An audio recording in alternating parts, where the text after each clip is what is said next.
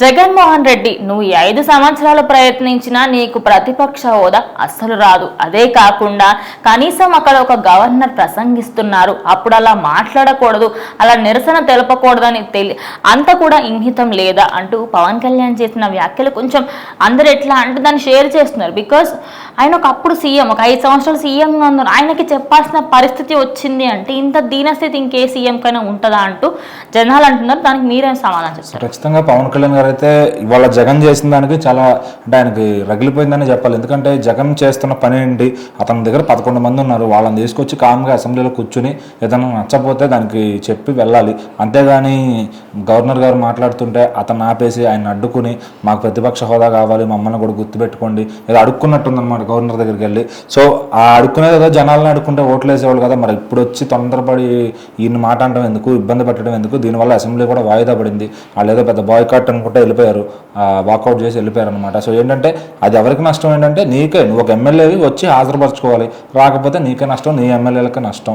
So మీరంతా కలిసి 11 మంది ఈ 5 సంవత్సరాలు కూడా పీకేది ఏం లేదు ఖచ్చితంగా. సో మీకు ప్రతిపక్ష హోదా ఇచ్చిన అడగడానికి కూడా ఏం లేకుండా చేస్తున్నారు అక్కడ కూటమి ప్రభుత్వం. వాళ్ళు చేసే పనులన్నీ సవ్యంగా జరుగుతున్నాయి, అందరూ కూడా 100% పని చేసి చూపిస్తున్నారు. ఎందుకంటే అటు చంద్రబాబు గారు ఇటు పవన్ కళ్యాణ్ గారు ఇద్దరు కూడా కత్తికి సానబెట్టినట్టుగా పని చేయించుకుంటున్నారు అందరితో కూడా. సో ఇప్పుడు పవన్ కళ్యాణ్ గారు సలహా ఇచ్చారు జగన్కి, అది మరి తీసుకుంటాడో లేదో తెలియదు కానీ నీకు ప్రతిపక్ష హోదా అనేది ఇప్పుడు జర్మనీ కంట్రీలో ఒక 5% ఓటింగ్ వచ్చింది అనుకోండి ఒక పార్టీకి, వాళ్ళు స్ప్రెడ్ అయిపోతారు వేరే పార్టీల్లోకి. సో అట్లా వాళ్ళకి బలం పెరుగుద్ది. మనకు ఆ ఆప్షన్ లేదు కదా, సో మీకు ఇది లేదు.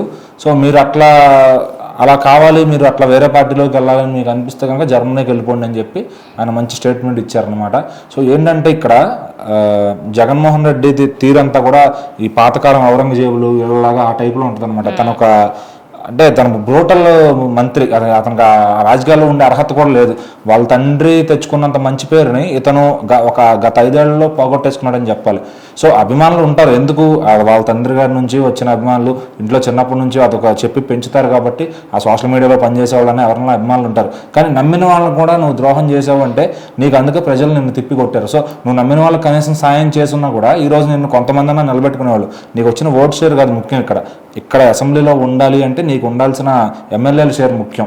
ఓట్ షేర్ ఎక్కువ % వచ్చింది కదా, జనసేన కన్నా ఎక్కువ వచ్చిందని కొంతమంది మాట్లాడుతున్నారు. అక్కడ ఎక్కువ తక్కువ అని కాదు, ఇక్కడ నీ దగ్గర ఎమ్మెల్యేల కౌంట్ ఉందా లేదా, లేకపోతే మూసుకుని వెళ్ళిపో. గత 5 ఏళ్ళు వీళ్ళు ప్రతిపక్షంలో ఉండి ఏం చేశారో, పవన్ కళ్యాణ్ గారు ప్రతిపక్షంలో కూడా లేకుండా ఏం చేశారో ఇప్పుడు నువ్వు అదే చెయ్యాలి. మాట కూడా చెప్పారు కదా పవన్ గారు, అంటే మాకు 21 సీట్లు వచ్చినాయి, మీకు 22 వచ్చినా మేము యాక్సెప్ట్ చేస్తుండే, కనీసం మీకు ఆ స్టేజ్ కూడా లేదు, మేము 23 అని. బేసిక్ నెంబర్ 18, ఇక్కడ మన ఉన్న సీట్స్ లో % రావాలి కాబట్టి ఆ 18 సీట్స్ వచ్చి ఉంటే వీళ్ళు వచ్చేసేవాళ్ళు. సో ఆ % కూడా తెచ్చుకోలేదు కాబట్టి వీళ్ళకి అసలు అడిగే అర్హత లేదు, అసెంబ్లీకి వచ్చే ఒక్క సీటు తక్కువ అంటే అది కూడా కదా, ఆల్మోస్ట్ 6-7 సీట్లు ఖాళీ తక్కువ ఉంది. అట్లా డైరెక్ట్ ఇవ్వడం కూడా కరెక్ట్గా.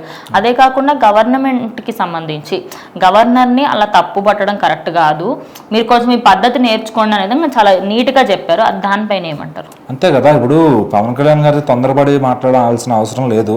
సో వాళ్ళకి వివరంగా చెప్తారు. ఇప్పుడు జగన్మోహన్ రెడ్డి గారు ఎదురుగా కూర్చున్నా కూడా ఈయన చాలా మంచిగానే మాట్లాడతారు, కానీ అతని బుద్ధి ఒక్కరి బుద్ధి కాబట్టి అతనికి అలాంటి వాడికి చెప్పినా కూడా వేస్టే. సో ఈయన ఇక ప్రెస్ మీట్ ద్వారా ఆయన వింటాడు, లేకపోతే లేదు తప్ప.